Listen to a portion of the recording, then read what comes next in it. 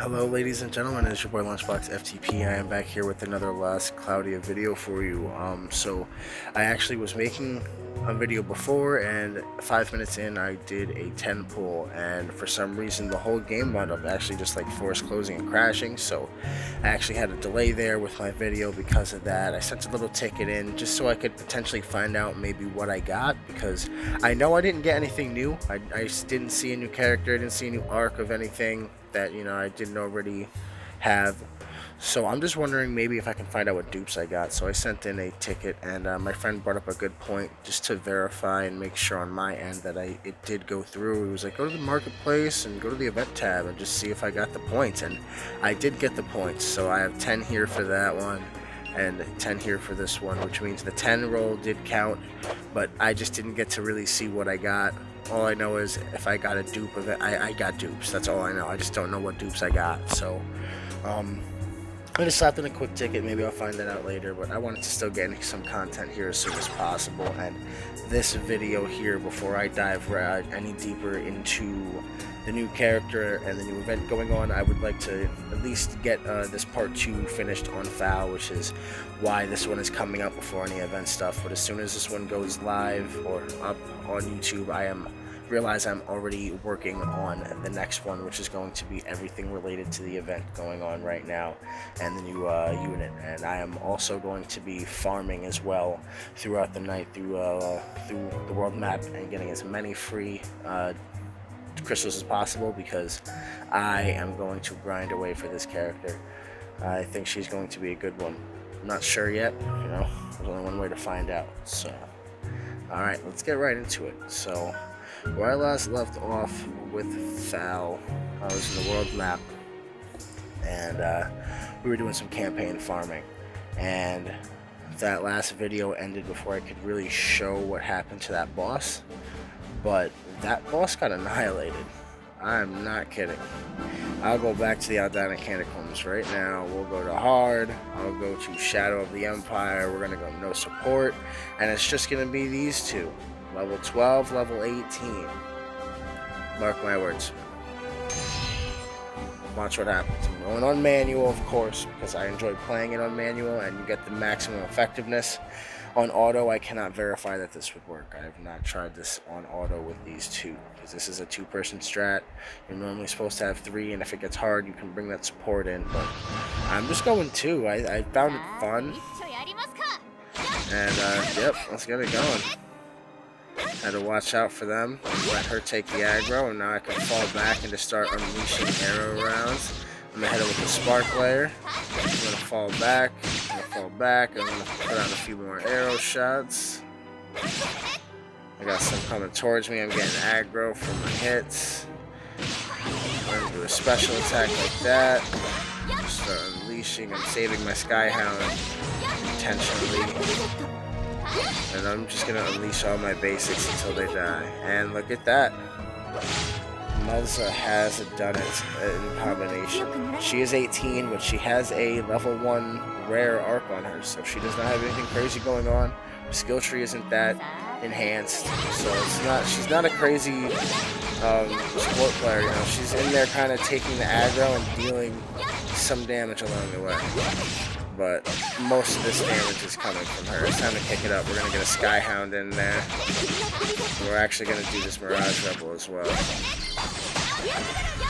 And now we're just going to... Nope, never mind. I was going to rain more basic attacks, but that was all that was needed. Phal is solid. She is solid. I am actually really enjoying using her. I enjoyed the fights I did last night. I did a run earlier with her again, and it's just a blast. Like, she slaughters. Look at this. Now I can, from back here, just start unleashing some basic arrow rounds. And if you saw the first video with her, she does not have anything crazy on for her equipment section. She doesn't even have accessories yet. It's just a weapon and armor. And solid. As you can see, her friend's about to die. There's no stopping that. Neither one of them have any healing magic on, but she's doing her role. She's in there taking all the aggro. while our girl Phal here just slaughters everything in sight. Check it out. We're going to use all of her S's, and now we're coming in with an experience. Let's see this.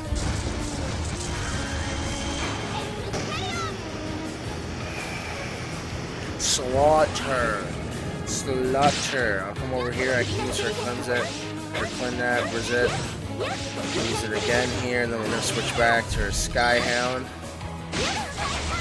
Smack him with a Skyhound and just rain out some basics until the fight's over. Oh nope, we're getting a spark layer. I didn't think that would gen in time.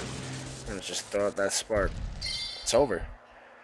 Yeah, we lost one, but she's just because she's level 18, she's higher than the level recommended for the battle doesn't mean anything. You know, definitely got to make sure you got those attributes up, and she does not. I just threw her in because she was close to the level, and I figured she'd be tanky enough to distract enemies, and that's exactly what happened.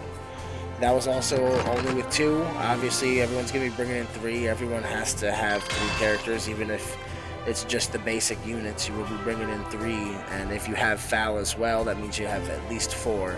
So it'll never be this hard. The farm will always actually go quicker than that, because as long as you put in that 3rd player. I just wanted to show off the strength of Phal, and she wouldn't have shined as easy with me putting in the other characters I had. Some of them were too weak and wouldn't have lived. Other ones were too strong and would have just, you know, taken away all the glory. So that was the best workaround I could find for that. And you know, as you progress her, as always with any unit, she is just going to get stronger and stronger.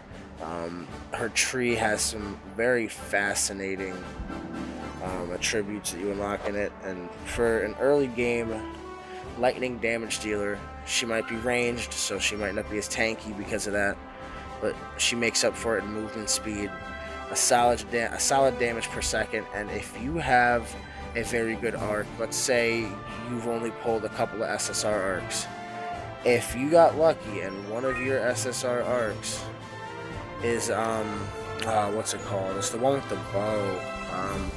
It's like a statue in it. I don't know. I can't remember the name of the arc here. It's in the thumbnail for the first one. I'm gonna bring up the arc here. It's a great combination for her. I don't believe it's actually her arc, lore-wise, but it does work. It's great on her. Heaven's Bow, Star-Lord. That's it, right here. When bow is equipped, critical rate plus 5%.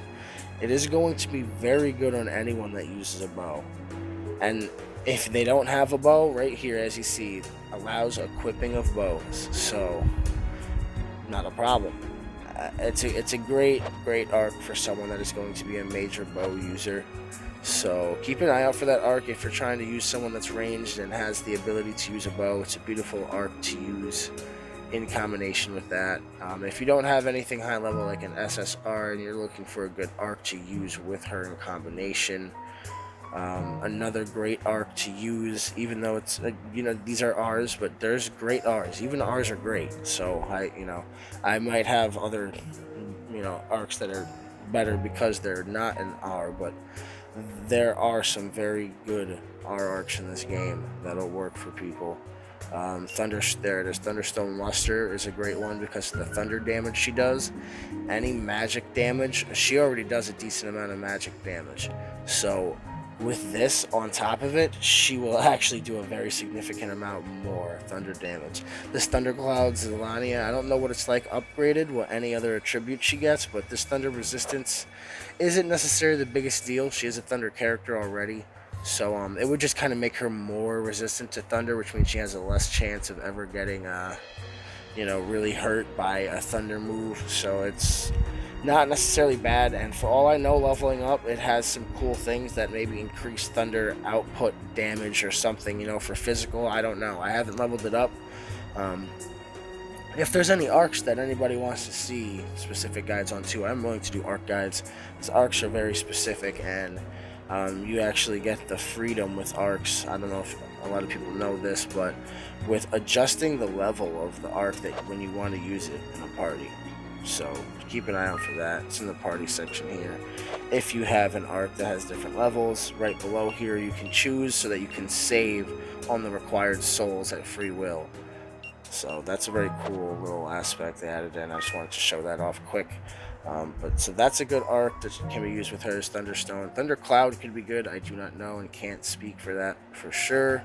I don't believe Aura Glacier. No, this is all ice. Yeah, I thought so. I know there's a couple of others I saw while looking through the list here. Would actually be alright for her. It wouldn't be the best, but it's, you know, not going to be bad. I can find them here. Oh yes, Maiden's Prayer. Maiden's Prayer, it's an SR, it's not an R, but with women you get a mana recovery and recovery effects. So those little recovery, you know, the little recovery effects you do put on her, if you choose to, will be more increased, and if you don't, she'll just have more mana to put out more attacks with her magic lightning. So that is also a great arc to use on her.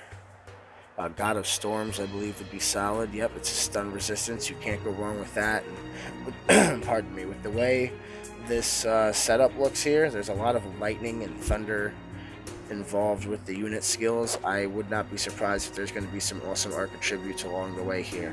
And it looks like there's a sword there, so hopefully it's not something sword related and it's more just something physical related, and that's what the sword is representing. That's what I would hope for, personally. But I don't know personally. If you do know yourself, feel free to let me know in the comment section below. I'm always open to more knowledge. Oh, Hidden Treasure Macadine is a great one to use on her because the special gauge refill speed, that one will do wonders for her. I promise, it is great.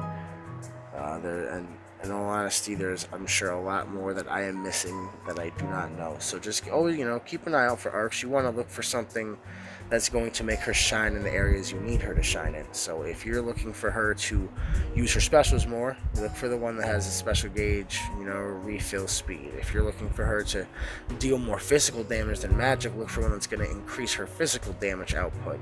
Maybe her damage per second speed or something. I don't know.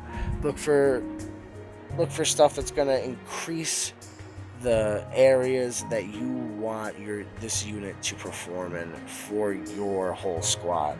So if you're bringing her in there to be a physical damage dealer, maybe you're not going to worry about her mana so much, and all you're going to worry about is that she's tanky and deals as much physical damage as possible with those hits. So forget about using her magic, and you know what I mean, you're not worried about it. If that's the case, then you're going to want to look for something more along the lines of where is it here?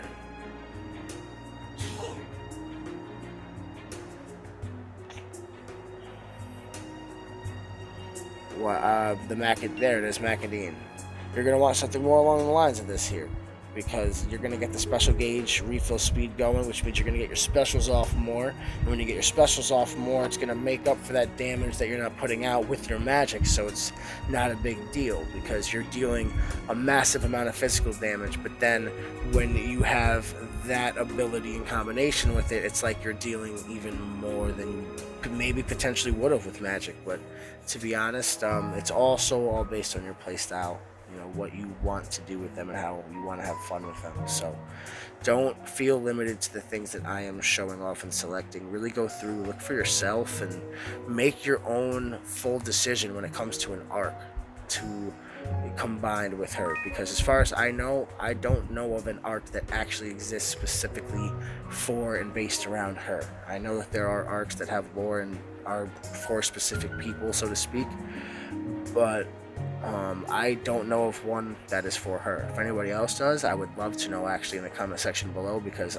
the ones I was looking through, I couldn't really see any that matched, at least that were on the lower spectrum, and I know that SSR is not hers, because I believe when you level that up, that starts to do light damage, I believe. But okay, this video is going to have to come to an end here, and I hope you enjoyed the knowledge from this part 2 guide on Phal.